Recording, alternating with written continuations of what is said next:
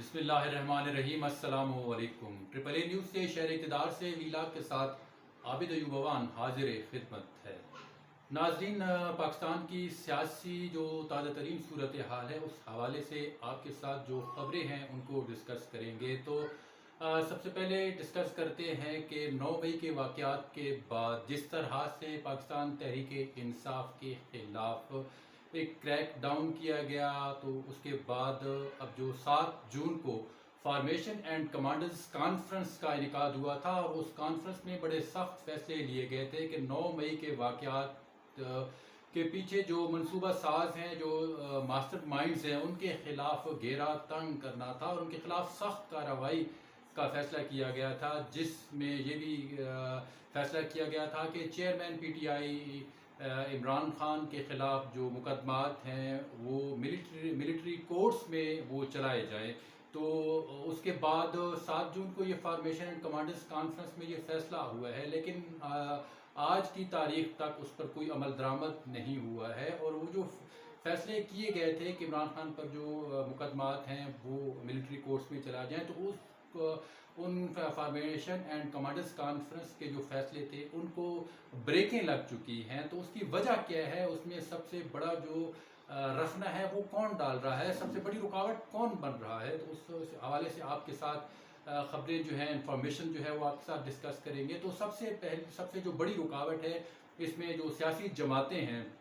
वो उनका इत्तेफाक नहीं हो पा रहा है कि इमरान खान के ख़िलाफ़ इस तरह मिलिट्री कोर्ट्स पे जो है वो मुकदमात चलाए जाएँ, क्योंकि ज़ाहिर सी बात है जमहूरी हुकूमत है और जो जमहूरी वज़ीर-ए-आज़म है इमरान खान, उनके ख़िलाफ़ इस तरह से मिलिट्री कोर्ट्स में जो मुकदमात चलाया जाना है, तो वो कोई जमहूरी निज़ाम हुकूमत में अच्छा तासुर नहीं जाता, अच्छा नहीं समझा जाता। तो इस हवाले से इंटरनेशनल भी ज़ाहिर सी बात है बातें होंगी पाकिस्तान के जो जमहूरी निज़ाम है उस हवाले से। तो ये कोई आसान मामला नहीं है कि मिलिट्री कोर्ट्स में जो है वो मुकदमात इमरान खान के खिलाफ चला जाए। तो सबसे बड़ी जो रुकावट है वो पाकिस्तान पीपल्स पार्टी है, और पीपल्स पार्टी जो है वो नहीं चाहती कि इस तरह सिविलियन वज़ीर-ए-आज़म के खिलाफ मिलिट्री कोर्ट्स में मुकदमात चलाए जाए, क्योंकि पीपल्स पार्टी के अपने ही जो साबिक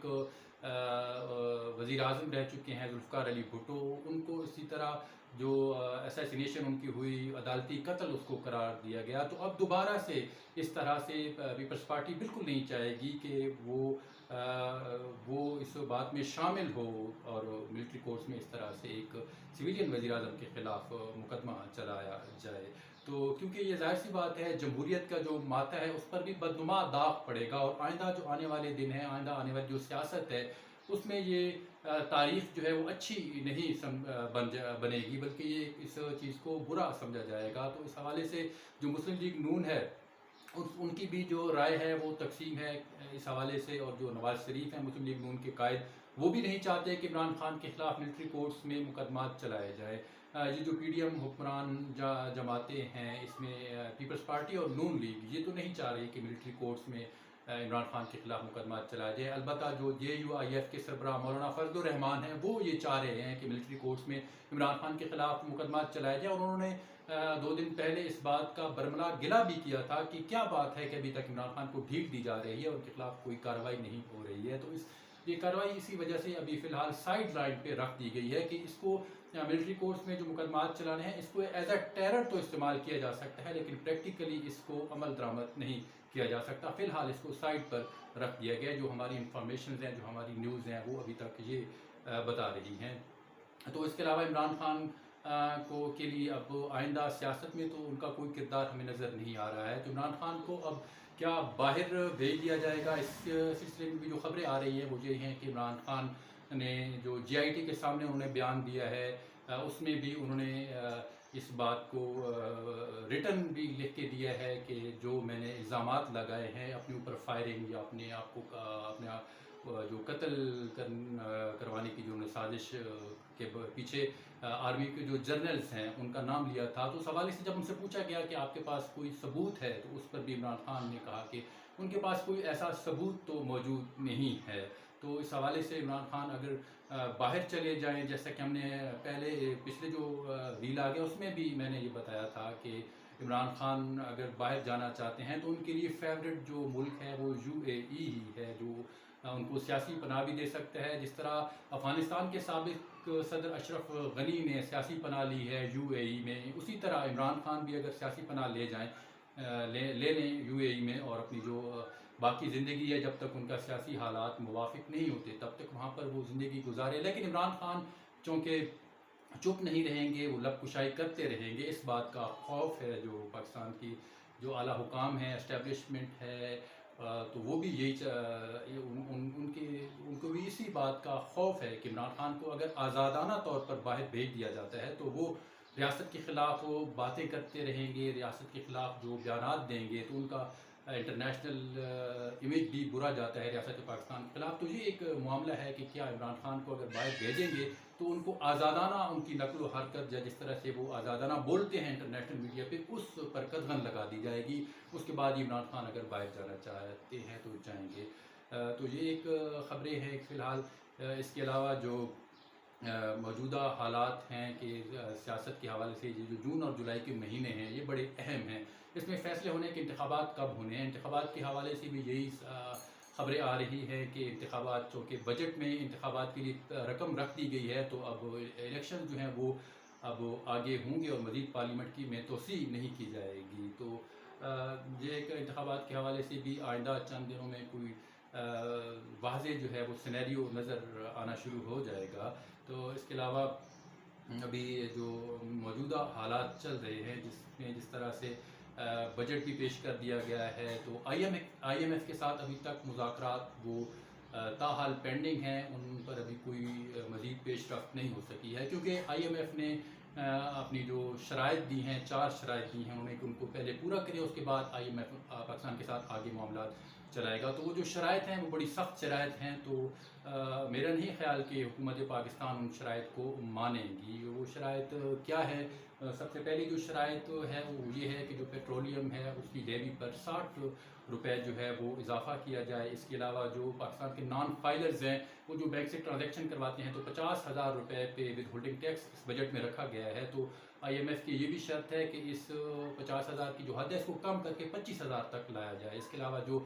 FBR کی محصولات ہیں ٹیکس کی مد میں جمع ہونے ہیں وہ جو ٹارگٹ رکھا گیا اس کو بھی آئی ایم ایف نے کہا ہے کہ یہ کم ہے، اس کو بھی بڑھایا جائے. اس کے علاوہ جو فارن پاکستان میں اوورسیز رقم بیچتے ہیں اس حوالے سے بھی آئی ایم ایف کو خدشات ہیں، تو اس کو بھی کم کرنے کی بات کی گئی ہے. اور یہ بھی لگ رہا ہے کہ جو آئی ایم ایف ہے یہ معاشی حوالے سے زیادہ اب سیاسی طور پر اثر انداز ہونے لگا ہے. جو معاملات ہیں وہ معاشی ہرگز نہیں ہیں بلکہ اس میں سیاست بھی استعمال ہو رہی ہے. جیسا کہ خطے کی سیاست تبدیل ہو رہی ہے تو ظاہر ہے اب پاکستان کے جو معاشی آئی ایم ایف ہے جو معاشی حوالے سے اس کو اس طرح سے پابند کرنا چاہتا ہے کہ وہ ان کے زیر اثر رہیں. تو یہ اب دیکھتے ہیں کہ آگے جو سیاسی یہ چال استعمال ہو رہی ہے پاکستان کے خلاف، تو آئی ایم ایف بھی یہ چاہتا ہے کہ پاکستان ڈیفالٹ کے قریب پہنچ جائے. اور جس طرح سری لنکا سری لنکا نے ڈیفالٹ کیا تھا، اسی طرح پاکستان ڈیفالٹ کے دہانے پر پہنچے اور اس کے بعد پاکستان منتیں کرے، ترلے کرے، اس کے بعد جا کے آئی ایم ایف ان کے ساتھ کوئی مذاکرات کرے. تو ایک یہ بھی بات ہے کہ آئی ایم ایف ہو سکتا ہے اگلے جو مرحلہ ہے آخر میں یہ بھی کہہ دے کہ پاکستان جو اپنا اس کا ایٹمی جو رول بیک کرے، جو ایٹمی ملک ہے پاکستان اٹامک پاور ہے، تو اس پر بھی کوئی بات کی جائے کہ اس کو رول بیک کیا جائے. تو اس کے بعد پاکستان پر جو نوازشات ہیں یا مہربانیاں ہیں وہ پھر ان کی بارش کی جائے. لیکن یہ پاکستان کسی بھی طرح سے اس معاملے کو تسلیم نہیں کرے گا کیونکہ یہ پاکستان کے دفاعی معاملہ ہے. اور ظاہر پاکستان کے ساتھ ہمسایہ ملک ہے بھارت، جو کہ ایک ازلی دشمن ہے پاکستان کا، اس سے شدید خطرات ہیں پاکستان کو. تو کس طرح سے پاکستان اپنی دفاعی صلاحیت کو کم کر سکتا ہے، سودا بازی کر سکتا ہے؟ یہ تو ہرگز ایسا نہیں ہوگا. تو یہ چیزیں چل رہی ہیں. اب دیکھتے ہیں کہ آئندہ جو آنے والے دن ہیں وہ پاکستان کے لیے کس طرح سے آگے اچھے ثابت ہوں گے. کوئی سیاسی حوالے سے کوئی مثبت پیش رفت ہو اور سیاسی استحکام آئے، اس کے بعد ہی پاکستان میں معاشی جو پہیہ ہے وہ چلے گا اور معیشت وہ بہتری کی طرف جائے گی. یہ آنے والے دنوں میں چیزیں جو ہیں وہ ظاہر ہو جائے گی. اس کے علاوہ جو گزشتہ دنوں انتخاب ہوا ہے کراچی کے میئر کے لیے، جماعت اسلامی اور پاکستان پیپلز پارٹی کے امیدواران کے درمیان یہ مقابلہ ہوا جس میں پیپلز پارٹی نے میدان مار لیا. پیپلز پارٹی کے مرتضیٰ وہاب جو ہیں وہ میئر کراچی کے بن چکے ہیں, اور جماعت اسلامی کے حافظ نعیم الرحمان جو ہیں وہ اکثریت ہونے کے باوجود بھی ہار گئے ہیں, اور مرتضیٰ وہاب جو ہیں وہ کم ووٹ ہونے کے باوجود بھی جیت گئے ہیں. تو یہ بھی منظر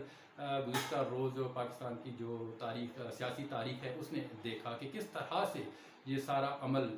وقوع پذیر ہوا, اور اس پیپلز پارٹی, نون لیگ اور JUIF کی جماعتیں